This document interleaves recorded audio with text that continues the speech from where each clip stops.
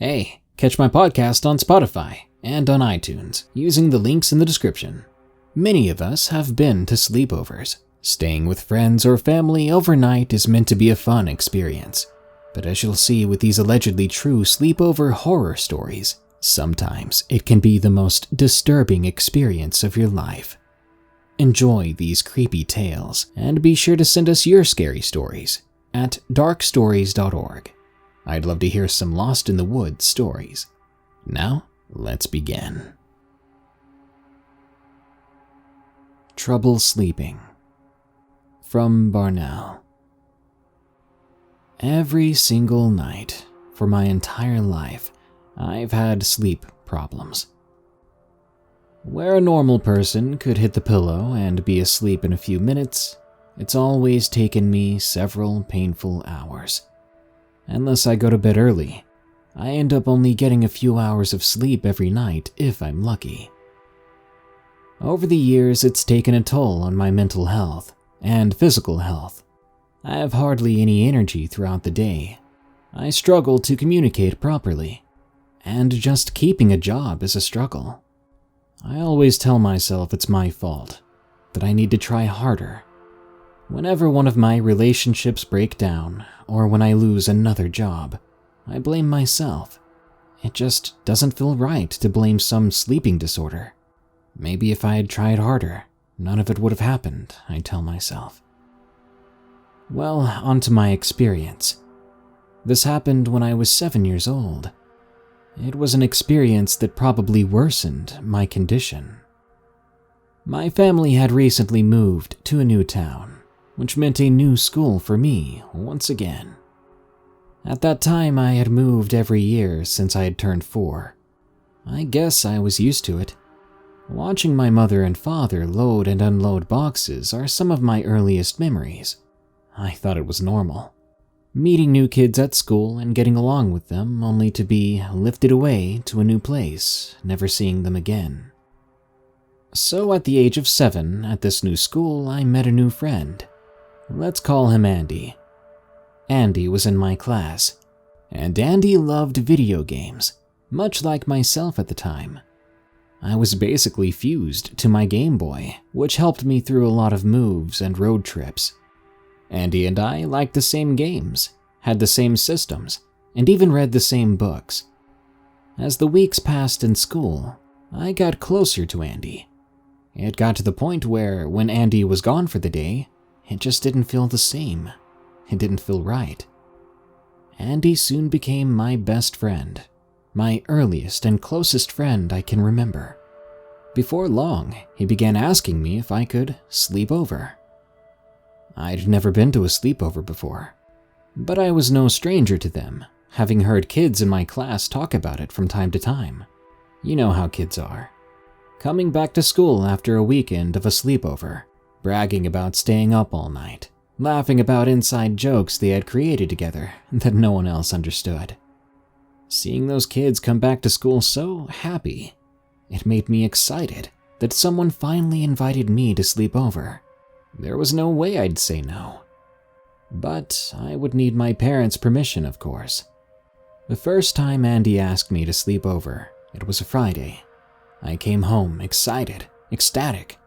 I got off the bus and ran right to my mom, asking her if I could spend the night with my friend Andy. But my mother didn't smile or react in any positive way. Instead, she did this half frown for about 2 seconds, then went back to doing what she was doing, before replying, "Sorry, honey.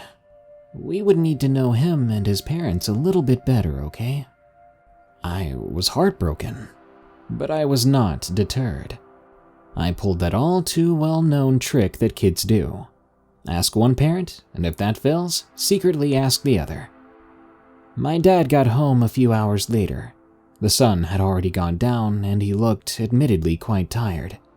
I felt bad at first, thinking about going up to him while he was so exhausted and just got home, only to ask him for something that I wanted. Eventually, I built up the courage and went over. He didn't really acknowledge me at first. He placed his hand on my shoulder as he walked by, going to pour himself a glass of wine to relax for the evening. I followed in his tracks, trying to think of how to ask it in the most effective way. Hey, Dad, my best friend Andy asked me to sleep over and I was... Do we know his parents? That was his immediate response. No, we haven't met his parents yet, but he's a really good kid and I... Maybe some other time, son. Maybe after we get to know them.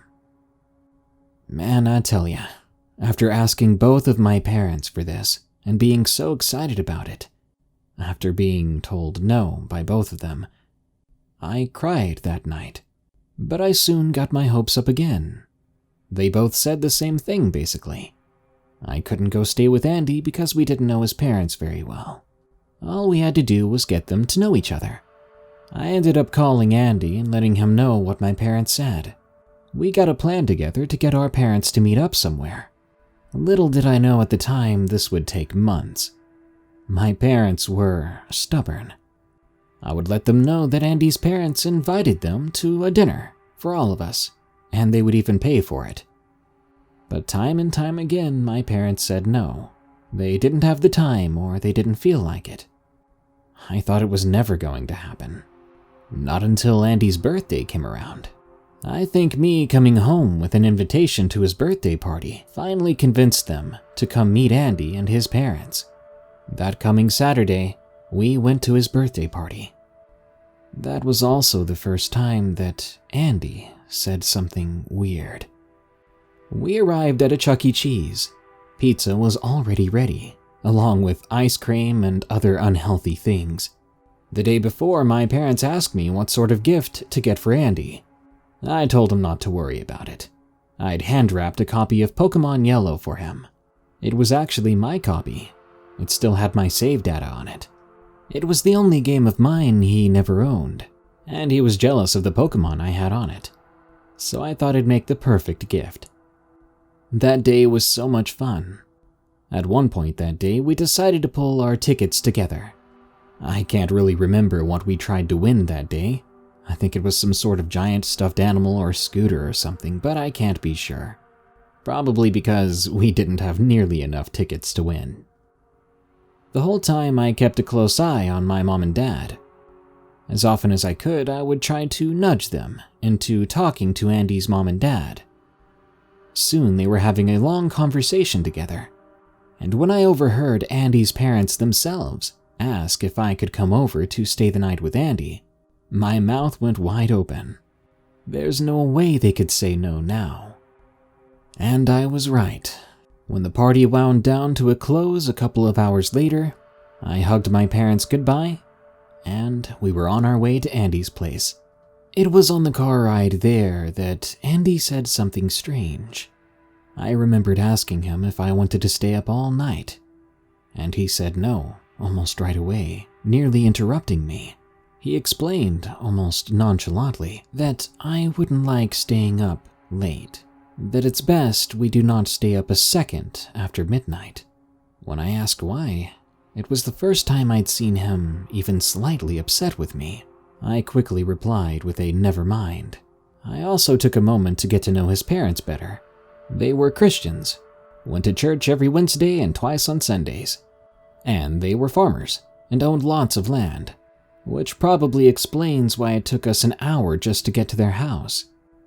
My family had always lived in the suburbs, so driving longer than 10 or 15 minutes to get to someone's home was bizarre but exciting to me.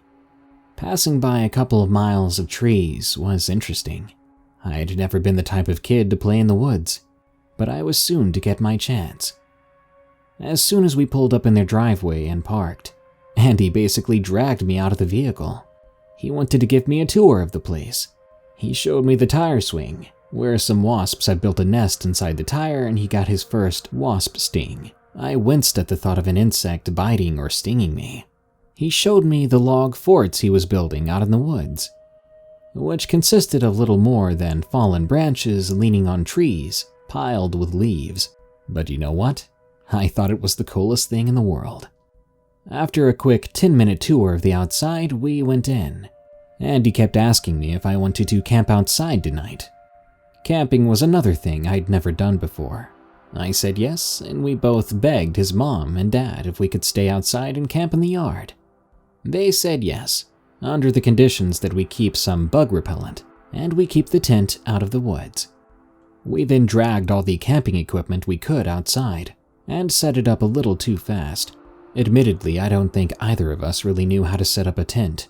It came out wobbly, but it stood up, and we could crawl inside, so that was good enough for us. We then ran inside after Andy convinced me that I should try a s'mores. We made a little fire pit, roasted marshmallows and chocolate, put them on graham crackers, and with one bite, I was hooked. At a certain point that night, Andy needed to go fetch more firewood from the wood line, and I went in to fetch more graham crackers. Once inside, I went to ask if I could grab more graham crackers. It was his mother I found first. She replied with a smile. "Yeah, go ahead, but make sure you don't get yourself sick out there. It is the weekend though, so I don't mind you guys staying up as long as you want, okay? But if you're tired at church in the morning, that's your own fault." I smiled and thanked her, then walked away. Once I rounded the corner, I paused for a moment. She was okay with us staying up all night, so why had Andy made a deal about it? I grabbed the graham crackers and raced outside. Andy was already back at the fire pit, stoking the flames, munching down on a marshmallow. I ran over to him and placed the graham cracker bag on the ground next to the Hershey bag. "Hey, I've got good news," I said. "Your mom said we could stay up as late as we want, even past 12. Right away, Andy looked upset. No, we have to go to bed by 12. We have to be asleep by 12. I told you that." I frowned, confused, and I apologized. After a few awkward minutes, the night went on as normal. But I did notice that the closer it got towards 12, the more Andy would stare toward the woods. I asked him what's wrong, but he simply said that he liked watching for deer. But that didn't explain why he looked so worried while he watched. I didn't question him about it again that night, though. By 11:50, Andy was tucking himself into his sleeping bag in the tent, telling me to do the same. Without a fuss, I listened. We zipped up the tent, turned off the lantern, and went to sleep. At least, that's what Andy did. As I said at the start, I've always had trouble sleeping. Andy was out like a light within 3 minutes or so. I could tell from the way he was snoring lightly. By 11:59 or so, I had tossed and turned enough to know that it was another one of those mostly sleepless nights. I sighed and just dealt with it, turning over on my left side and keeping my eyes shut, trying not to let my mind wander too much. A few minutes later, I heard something coming from outside the tent. They were footsteps. Something was walking around along the wood line, and whatever it was, it didn't seem to care about being quiet. When I heard the footsteps break the wood line and begin to approach the tent, I nearly cried in fear. "It's just a deer. It's just a deer," I told myself in my head over and over again, each second the footsteps drawing closer until they passed the tent. As the steps sounded like they were walking away towards the house, I reached over and shook Andy. "Wake up, there's someone outside." His snoring stopped, but he didn't stir. For the next few seconds, I expected him to react or respond to me, but he didn't. I crawled over towards him. He was on his right side, so I couldn't see his face. I raised my head over him to check if he was awake. My heart felt as if it was going to collapse, because when I looked at his face, his eyes were wide open, and they were staring straight ahead, blankly, at the nylon tent wall. I couldn't even bring myself to ask him what was wrong. I tried to not be afraid. Maybe he was asleep still, just with his eyes open? I shook my head, telling myself that I was being paranoid. I went to unzip the tent, I wanted to see who was walking around outside. The moment the metallic zipper sounded, Andy, without moving, spoke. "What time is it?" I stopped what I was doing and searched for Andy's watch, which he took off before going to sleep. I found it next to him, and I read it. 12:04, I answered. Then Andy said this. "Stay in the tent." The way he said that, it chilled me to the bone, so much so that I nearly listened. But knowing that I would be up all night, forced to listen to what was walking around out there, I had to peek out and see what I would be dealing with. My best friend didn't understand because I hadn't told him yet that it took me hours to go to sleep if I went to sleep at all. He didn't understand that I wouldn't be able to handle not knowing what it was outside. So I didn't listen. I unzipped the tent, yet Andy didn't say another word. I poked my head outside, but as the tent was facing the woods, that meant the house was directly behind us. So I crawled out further until everything waist up was outside the tent. Then I was able to peek around the corner. There I saw Andy's front porch. His parents left the light on, so we'd have some source of light besides a fire or lantern. I scanned the surroundings for about a minute, but I didn't see anything weird. There was no movement, but from that angle, I couldn't see the left side of the house, as the tent was taking up most of my view on that side. So I resituated myself, bending my body to the opposite side of the tent and peeking around that corner. From there, I could see the darker side of Andy's house, where his bedroom was on the second floor. The little square window to his bedroom was right there. I looked around for another minute or so, and still did not see movement. I was seconds away from pulling my head back into the tent when I paused.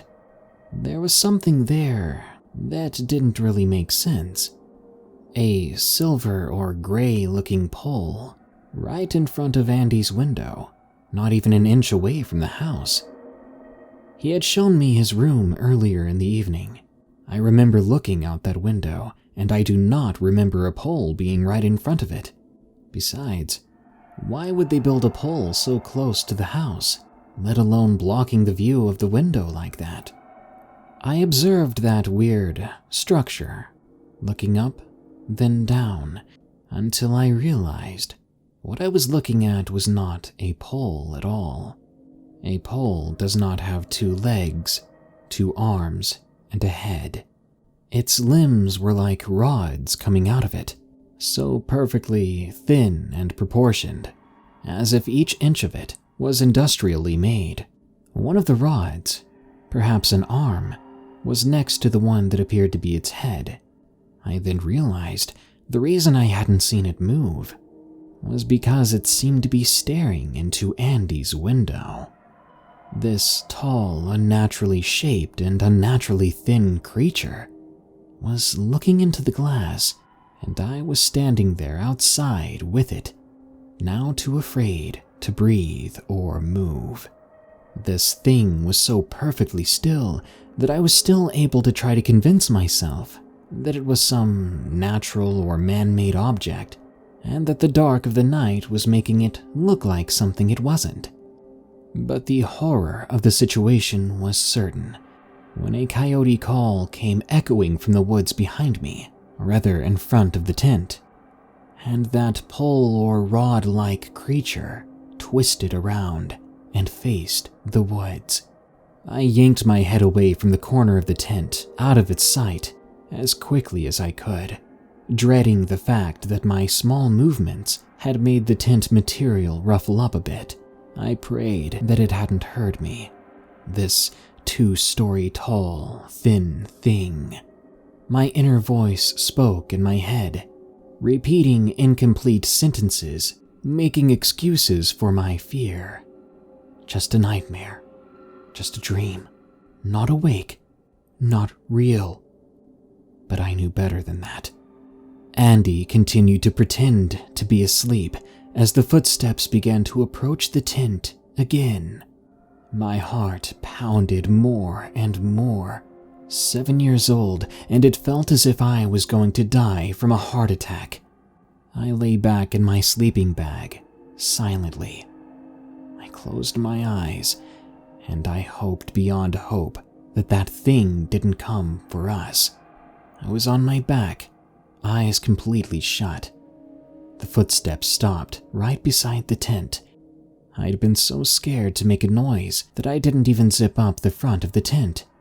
I kept my body like that, stiff, eyes closed, lying on my back, for at least 2 hours, waiting to hear the noise of that thing walking back into the woods, waiting for something that made me realize that none of this was real, and that everything was going to be okay. Imagine that. 2 hours in the dark in a tent outside, eyes closed the entire time and not hearing anything else. Things being silent that long, it gives you a sense of security. Maybe that's why I felt as if I needed to open my eyes then, just to see what was going on. If it was outside still, perhaps the porch light would allow me to see its silhouette somehow. But when I opened my eyes, facing the top of the tent from the inside, I saw a smooth, dark gray rod parallel with the ground, parallel with me. That thing's head had reached inside the tent and was staring down at me. I never expected to get myself this close to it, but now that it was only inches away, I could see the throbbing red veins underneath its gray skin. Yes, red veins. I could see that its rod-like structure was in fact fleshy in texture. It even glistened somewhat with whatever light from the porch made it through the tent.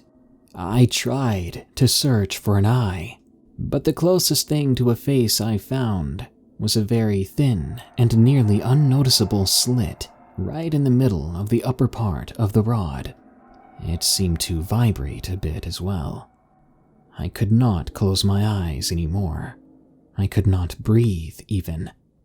How long had its head been in the tent with us, I wondered? How long had we not been alone? Suddenly, more coyote calls came from within the woods, much closer than they had been before. It must have startled this thing, 'cause it stood stark straight up, bringing with it the tent. Everything inside the tent began to fall out, Andy and I included. We hit the ground at nearly 10 feet high.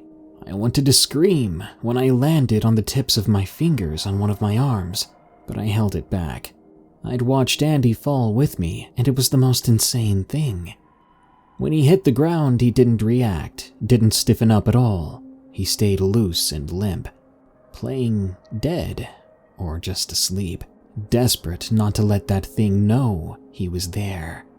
With Andy's tent now looped around its body, stopping just at where its shoulders should have been, the creature walked into the forest and disappeared. When we could no longer hear its footsteps, Andy jumped up, grabbed me by the shoulder, and got us both to run inside. Once we were safely inside the house, I told him we needed to tell his parents, but he panicked and said no matter what I said. He refused to tell anyone else. He apparently had plenty of excuses as to why we couldn't do that. They wouldn't believe us. They'd never let you come back to stay the night. My parents would never let us talk again. Things like that. I know now these were probably silly excuses for something so dire and dangerous, but as kids, our friendship seemed to matter more than anything. I was convinced that he was right. If any of our parents knew about this incident, they would never let us hang out again, and I wasn't going to let that happen. We didn't sleep that night. I could tell Andy was tired, but he wanted to stay awake with me after I finally explained my sleeping problem to him. We were exhausted in the morning, and it didn't take long for his mom and dad to notice that I was babying my fingers. I explained that I had tripped up the steps and fallen on them, so they bandaged them up for me, and called my parents to come pick me up so they could tend to my injury. As you could probably guess with my parents, they were not at all happy getting their son back injured. Turns out all the fingers in my hand except for my thumb were broken. And despite no matter how much I pleaded, they told me that I would not be allowed over there. That was the first and last time I got to spend the night with Andy. As was now usual with our family, we ended up moving at the end of the school year, but Andy and I made the best of it. We had fun, catching up on the new games together, sharing our theories as to what that creature was. He even told me that that thing had been visiting him for a long time. That's why he was so adamant about going to sleep before 12, because that's when it came. Usually it would be at his window, tapping at the glass, and he would ignore it. Eventually, I asked him why he felt brave enough to camp outside with me, knowing that that thing might come by. He explained that having a friend over made him feel brave, made him feel safe, and he figured that if we stayed quiet, the thing would just go away. And I'll give him credit for that. He was right. That creature had only been looking in his window until it heard me moving around in the tent. Andy and I tried to stay in touch after I moved. For the first year, we made regular phone calls to each other. But regular phone calls turned into infrequent phone calls, which then turned into no phone calls. Now, I haven't heard from him in decades. I hope he's doing okay, and I hope him and his family moved too. Anything to get him away from that thing. We'll never know what it was, but I do know this. I have a sleeping problem, and after that incident, it had never been worse. Our Last Sleepover. From Clara Berry, 06. I used to have a friend named Emma. We were close ever since we met in kindergarten, and our relationship lasted all the way into our senior years of high school. Emma was always an odd kid, to put it lightly. I loved her for it, of course, but it was difficult for her to fit in with other children. Ever since I knew her, she had strong anxiety that would cause her to panic over the smallest social nuances. Because of this, she didn't enjoy conversing with people very often, and this led to her searching for different kinds of friends, namely imaginary ones.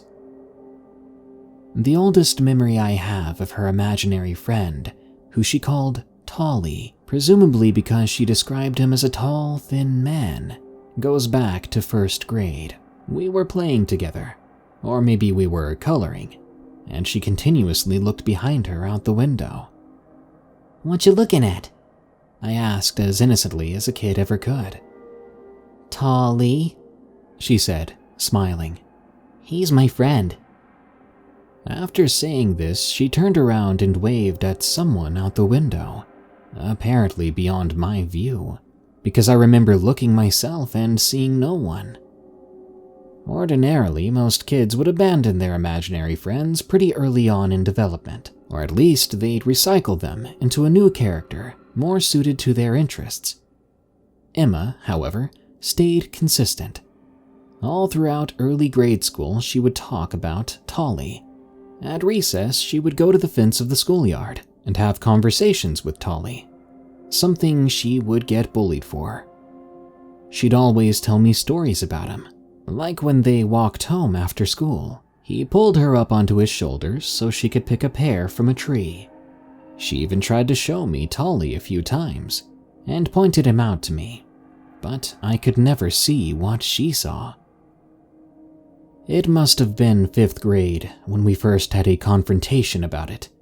As we ate our lunch together, she kept going back and forth between talking to me and talking to Tolly, who she said was right next to us.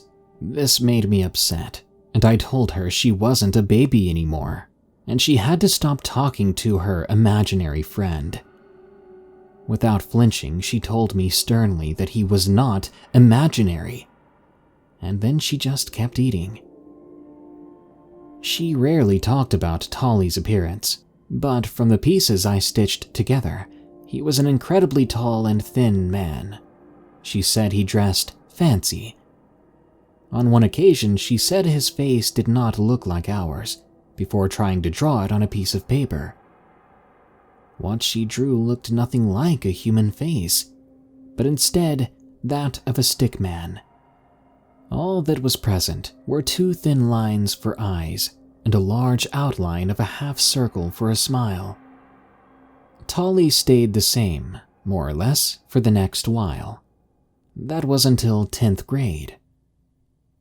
As we were leaving the school one day in early September, a group of girls came up to us. One stepped forward before pulling Emma's head by her hair and throwing her to the ground, insulting her about the short haircut looking boyish. They then strutted away, giggling. I remember Emma bleeding a little from her forehead, but she insisted she was all right, so we just walked home. The next day, the girl who attacked Emma from the day before was not present in my math class. She wasn't in the next class either. It was that Friday when I began to see signs up all over the school with the girl's photo, telling us she was missing. Eventually, all around our neighborhood you'd find posters of the girl, and occasionally you'd even run into a pleading family member, holding up a photo, asking if you'd seen her. It was months before the police found her. She was dead, found drowned in a lake that was about 4 kilometers from our school. I never spoke about this girl with Emma, and there's no concrete evidence connecting her bullying Emma to her disappearance. But I still think it's pretty coincidental. That same year, Emma and I decided to have a sleepover. Both her mom and dad were attending an adult Halloween party of sorts. They were always very careful with Emma and wanted to hire a babysitter, but they thought it would be okay for me to stay over, as they thought I was mature enough to take care of her. The night was pretty fun. We'd hand out candy to kids in costumes, and we gorged on snacks ourselves while watching iconic horror films. Strangely, a few times the door was knocked on, but when we went to check, nobody was there. We finally decided to go to bed around 12 that night. Emma was sleeping in her bed, and I was on the floor of her room in a sleeping bag. We were able to fall asleep easily, and everything remained fine until about 3 in the morning. That's when I woke up. I didn't know why I woke up, but I sat up in my sleeping bag, stretching. I could see Emma was still asleep, and I was about to try to go back to bed when I looked toward the window. From the streetlight outside, I could barely see a shadow was being cast on the window blind. To this day, I still remember what it looked like. It was a very tall man, and from his size, he seemed to be right outside. I screamed, and Emma woke up instantly, looking at me and then towards the window, before yelling something along the lines of, "Go away! I told you you're too close!" That morning, I tried to ask her about it. All she said was, yeah, Tolly can be creepy sometimes." This event became a vivid memory in my mind, but Emma and I remained best friends. I tried not to judge her for her stories about Tolly, but kept a mental note that they weren't real, deciding that what I must have seen was just a shadow of a tree cast onto her window. I believed this for another few years, until the summer of 12th grade. After finishing high school, we were ecstatic. We hung out more than we ever had before in that year. It was one day in late August when Emma said we should go camping. Her property bordered a forest, so we thought we'd just set up a tent at the edge of her yard in the woods. That way, we'd get the scenery of camping without having to pack up and go anywhere. And that's what we did. As we set up the tent, her dad told us he'd leave the back door unlocked, so we could just come in if we needed something. It was starting to get dark around 9, so we went inside the tent. We snacked on marshmallows and other candy for a while, and before we knew it, we were ready to fall asleep. As we were talking about what we should do when we got up, we heard something outside the tent. It sounded like twigs snapping. One would break every couple of seconds, and we could tell it was moving gradually closer. Quickly, we got out of our tent, and I shined the flashlight around. We didn't see anything, though. Assuming it was a coyote that would most likely ignore us anyway, we got back in, preparing to sleep. Only 10 minutes later, we heard the sound again. It sounded closer still and slower, like whatever it was getting near. Sold on the theory that it was an animal, I decided to get out of the tent, and this time I called out to the woods, trying to scare whatever was out there. I shined my flashlight around the trees again, and out of the corner of my eye, I saw something move. It was only for a fraction of a second, but to my right, deep in the trees, I thought I saw something black darting away. It was strange. I couldn't imagine what animal it was. I wasn't scared, though, because it looked like whatever it was warded off by my light. Finally, we went to sleep, with no more disturbances. That was until, like the last time, about 3 in the morning. I woke up with a slight feeling of unease. Instantly, it reminded me of the Halloween sleepover. I quickly checked my watch, and to my horror, it was just past 3. It was then that I heard another hard snap of a branch outside. This time, it was very loud. Whatever had made it had to be just outside the tent. I silently tugged at Emma's hand, waking her up. I put my finger to my lips to tell her to remain quiet, and we just listened. A few minutes later, we heard another snap. We both grew scared, as it was clear something was right outside our tent. Without much thought, I shouted, "Run!" and we both clambered out of the tent, taking off towards the back door. It was about a 30-second run. The entire time, I could hear something just on our heels, breathing heavily, almost wheezing. We made it to the door, and Emma tried opening it, jostling the handle. "It's locked!" she yelled. She kept trying to turn the handle and pounded on the door. We both began to cry. The porch light was on, so I turned around to see what had been chasing us. To my horror, I saw Tolly, the one and only. It stood barely visible about 15 yards from the porch. It was exactly like how Emma described. Tall, at least 8 feet, with disproportionately long limbs. Its arms hung down almost to its knees. The sheer inhumanity of the thing was terrifying. It wore an undersized black suit with a red tie. Its skin was a pale white and leathery, looking almost wet, and its face was not the face of a stick man. Instead of 2 thin eyes, it had these deep black holes where pupils should have been, and its mouth was a similar hole, only bigger. Pointed daggers of teeth reflected the porch light. I screamed, and Emma kept pounding on the door, tears streaming down her face. At that point, I wasn't sure if she was looking at him, too. Suddenly, the door swung open, and Emma fell inside. We were greeted by her father, who looked angry. He asked us who the heck locked the door, and why we were bawling our eyes out. Emma only hugged him as I took a seat. After that event, Emma and I lost touch. We'd invite each other to places and hang out, but we were always distracted. I could never bring Emma to talk about Tolly, and the harder I pushed, the more emotional she would get. Eventually, we stopped speaking entirely. I don't think I would have written this if it weren't for what happened recently.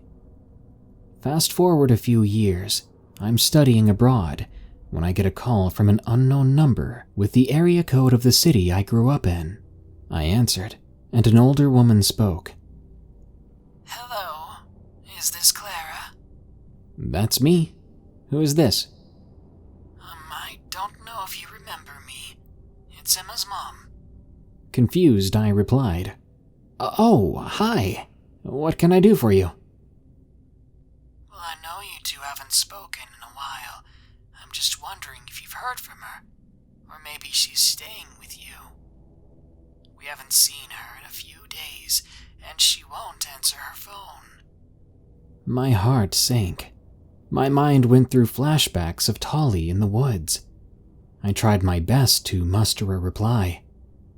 Oh, I'm sorry. No, I haven't heard from her. I'm actually not in town at the moment. But if I hear anything, I'll let you know. Okay. Well, thank you very much, dear. I hung up after that. I really hope Emma returns home soon. Maybe she's just with a friend or a partner. People need breaks from their parents sometimes, right? I can't help but be paranoid, though. What if her disappearance is somehow related to Tolly? I never thought about how our last sleepover came and went without me even realizing it, and now it's very possible I'll never speak to Emma again. Sleepover Séance from Twisted Starlight. I have a sleepover story I'd like to share. First off, I should mention that at the time this story took place, it wasn't our first time interacting with the occult. I was with two close friends of mine, who I'll refer to as A and K. They had stayed the night at my house many times before, and we agreed that for probably the third time together, we'd use a Ouija board. We knew that they weren't toys. We knew how dangerous they could be. But the three of us had always been interested in the possibility of speaking and interacting with another entity on the other side. Before we used the board, we said a prayer, lit some candles, burned some incense, and gathered whatever we could find as some sort of spiritual protection. Crystals, silver, and other stuff of the sort. We encountered a spirit who called himself Warren, though he didn't seem malevolent, and previous seances we had with spirits like him had gone very well. The spirit seemed very weak and claimed to be old. We had only gotten to speak to him for a certain amount of time before the board we owned and had made ourselves began to catch the planchette and get stuck. We paused the seance and said goodbye to Warren, and worked to fix the planchette in order to continue. As we worked on the planchette, we talked, and ultimately a small argument broke out between Kay and I. A was silent the entire time. We resolved our tension, and A finally spoke up, asking us if we felt as if we were still alone. I hadn't realized it before, but the air seemed considerably tenser and heavier, as if there was another presence. The three of us agreed that we'd pick up our seance and attempt to contact Warren again. "Can we please speak to Warren?" I asked. The planchette responded immediately with no. This struck us as odd, given we'd used the board a couple of times before, and we'd never received an answer so quick. "Who is this?" I asked, a bit warily. The board spelled out the name Saturn. We spoke to Saturn briefly, and she revealed to us that she had died within the last 10 years. Warren apparently died a very long time ago, so long in fact he couldn't recall the exact year.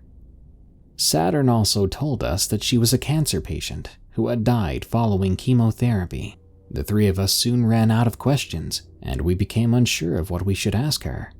Kay suggested that speaking about their death might be difficult for a spirit, and instead we should ask a question that would seem lighthearted. "What's your favorite color?" The board immediately responded, spelling out croak. We paused, confused, and asked what it meant. The board spelled out croak again. The three of us sat there, uncertain as to what to do, before the board began to spell out croak for a third time. Kay began to cry and begged us to say goodbye. We quickly shut off the session and attempted to comfort Kay, who at this point was sobbing hysterically. We asked what was wrong, and she quickly explained that the first time the board spelled croak, she started to feel sick. The second time, the feeling worsened, and the third time was overwhelming. We managed to calm her down, and we put away the board. The rest of the night was surprisingly calm. It wasn't until several weeks after that, A told me that after that night we'd spoken to Saturn, she had recurring nightmares of all her hair falling out. I'm not sure why Saturn reacted the way she did. Perhaps she thought Kay was being disrespectful, or not taking her seriously. I've never personally been as connected with the board as my two friends have, and I've used the board after the events of this story. However, everything that happened that night seemed out of place and disturbing compared to my other seances. I think that maybe the negative energy of Kay and I arguing attracted a dangerous entity. I've had other weird experiences with Ouija boards, though none had come as close to haunting my friends with nightmares and causing them to feel overwhelming amounts of nausea. Regardless, Saturn is not a spirit I want to encounter again, and at sleepovers in the future, I'll do my best to avoid any sort of seances similar to the one I experienced that night. Only one. From AmandaBee. This took place when I was a teenager, around 13 or 14. I was living with my grandparents at the time. Their house always had this vibe to it. Like at night, I was always afraid someone would be standing at the windows or at the front or back door, but no one would ever be there. My best friend at the time, Cassie, was sleeping over at my place. We had a small mattress set up on my floor. It was beside my bed, and my TV stood on the dresser at the foot of my bed. We were watching movies when Cassie fell asleep. All the lights were still on and the movie was still going. I wasn't tired. I was playing Sims or chatting with someone on my laptop when I hear movement. I figured it was just Cassie turning over or something. I looked over, and not only were her eyes wide open, but she was now sitting up. She didn't say a word at first. "Dude, you good?" I asked. She glanced at me and got out of her bed. She went to her backpack by the door. "Cass, are you okay?" I was getting weirded out. She was always a prankster, so I figured she was going to do something along the lines of a jump scare. But no, she went into her bag and grabbed her sketchbook. I kept trying to get her to say something to me, but she was looking for a page in her book. Eventually, she found it and turned the book toward me, showing me the drawing she did. It was this creepy as heck tree, bare branches, nothing around it. A tree that you would expect to see outside a haunted house on Halloween. I looked at her. She was staring at me with a blank face. "I'm the only one that knows," she said. My first thought was, she's all in on this one, I guess. I replied, "What are you talking about? Stop screwing with me, dude." She then repeated herself. "I'm the only one that knows. I'm the only one that knows." She kept saying it over and over, very calmly, as she crawled back into her bed on the floor next to me. "Dude, are you even serious right now?" I said, trying to get her to crack a smile or say she was messing with me, but she didn't. She just kept repeating herself over and over, until she lay down on her back in the bed and placed the open sketchbook on her chest, with the tree facing up. I sat there dumbfounded. What the heck was this about? I did my best to shrug it off. I'll get her to confess to trying to freak me out in the morning, I thought. Another hour or so later, I turned off the lights and fell asleep as well. In the morning, she woke me up and asked why her sketchbook was in her bed. I looked at her exasperated. You put it there, remember? What the heck were you even talking about last night? She looked at me incredibly confused. What do you mean? She asked. Don't even tell me you don't know what you did. Come on now, you're just trying to freak me out. Stop. I replied, really irritated with her prank. Seriously, what did I do? I explained what she did, from sitting up in the bed to lying back down with that book. So what did you mean you're the only one that knows?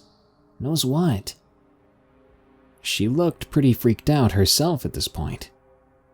I don't remember any of that. I swear to God. It took me a minute, and after a lot of convincing, I started to think she was telling me the truth. I'm 28 now, and I no longer speak to Cassie. We never figured out what she could have meant that night. I'm still perplexed to this day. Now that I think back on it, a lot of weird stuff was felt or happened when Cassie was around. I'm kinda glad I don't talk to her anymore. Given all these scary stories I listen to now, I'm sure we would be seeing more than we ever wanted to. Something watching from the glass doors. From MintGreenTeaCup. This story happened around the beginning of August when I was 13. My best friend at the time, Cece, was having a big sleepover for her own 13th birthday, and she invited at least 10 of our friends, including our friend Julie, who rode over to Cece's house with me. Thanks to my mom for taking us and dealing with us singing at the top of our lungs while we went there. Like all sleepovers, we did the normal things. Playing games, eating junk food, staying up late, talking and watching whatever we could find on TV that held our interest for over 5 minutes. Now, before I go any further, I'd like to point out that Cece had 2 cats at the time, but they were skittish and didn't want to be around a bunch of noisy 13-year-olds. So Cece's mom and dad took them to bed with them. Like I said before, everything was just like a sleepover should be. We soon settled down to watch another movie, which was code for we were all super tired but didn't want to admit it. By then it was around 2 in the morning. Eventually we all settled down and did go to sleep.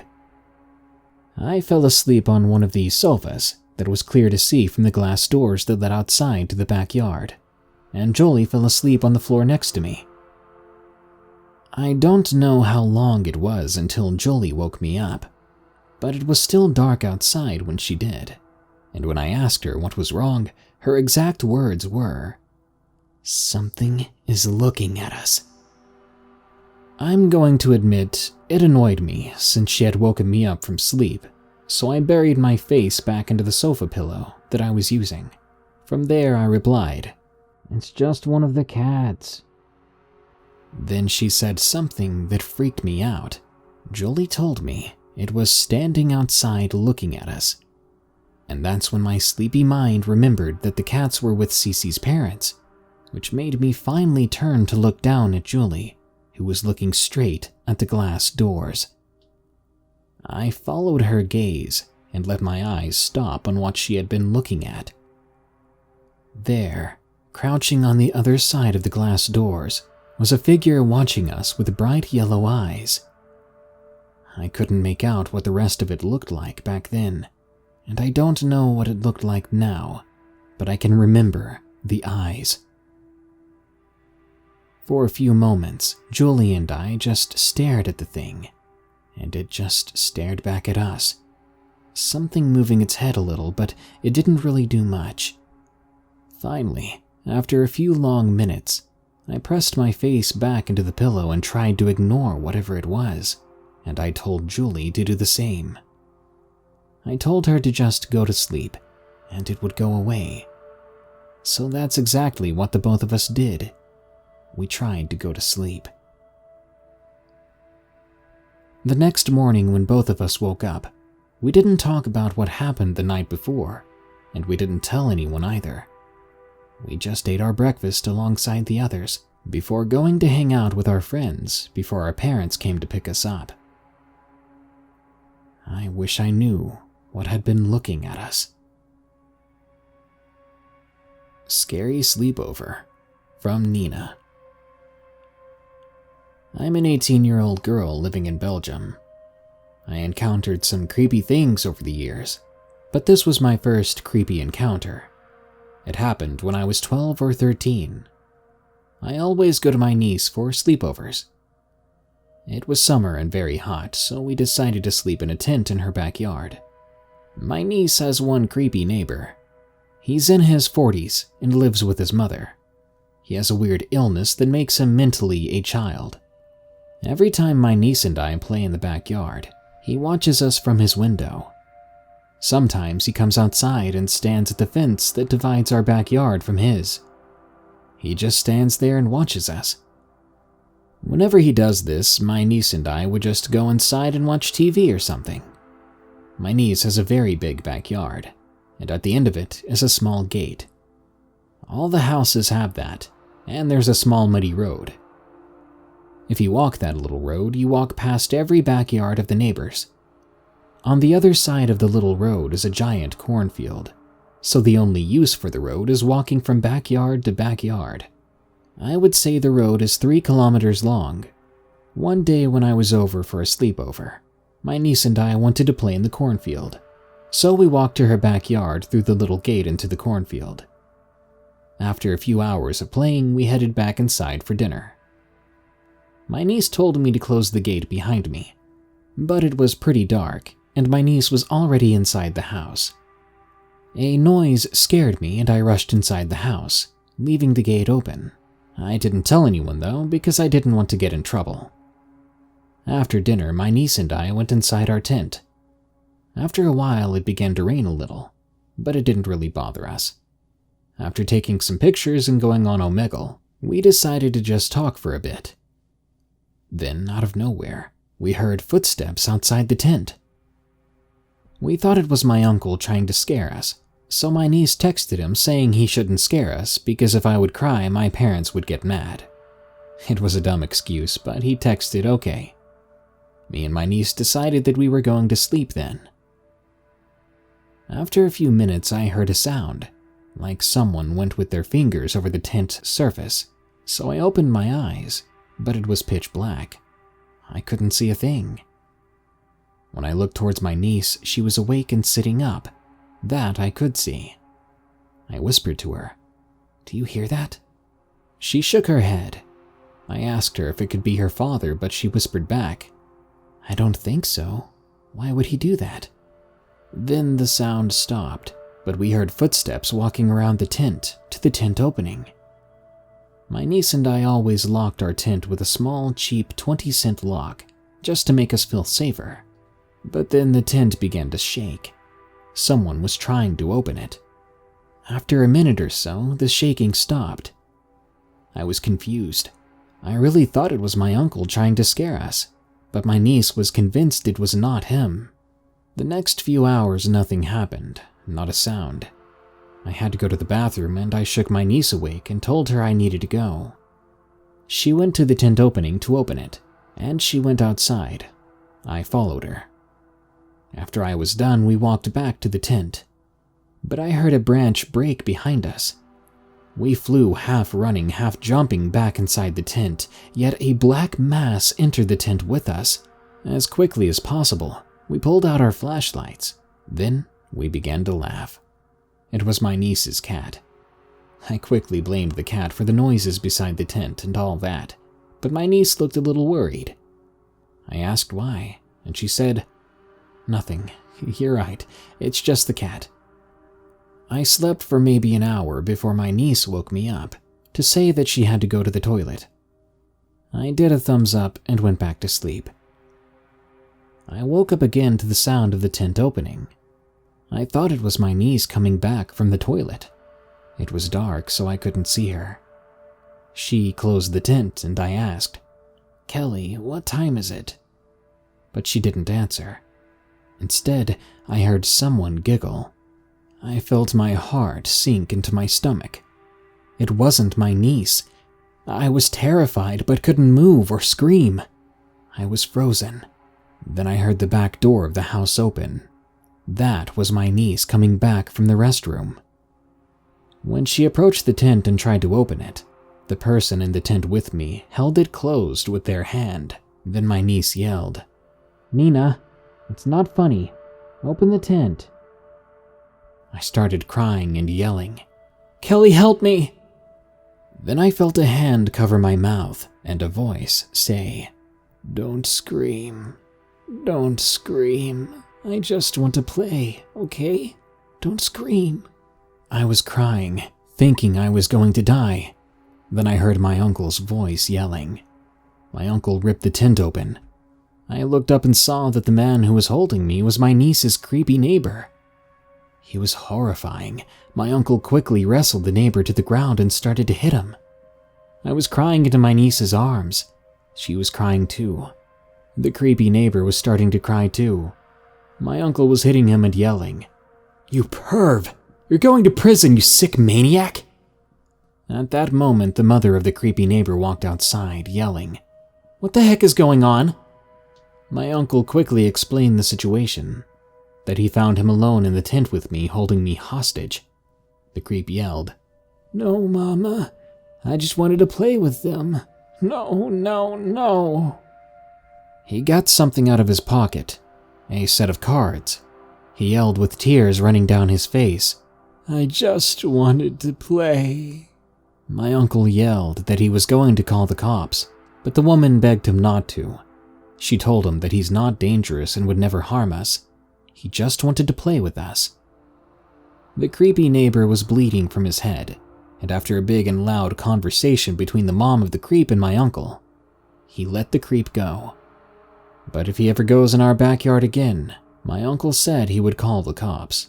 When we were inside, my uncle gave us some warm milk and some cookies. My niece and I slept on the couch that night.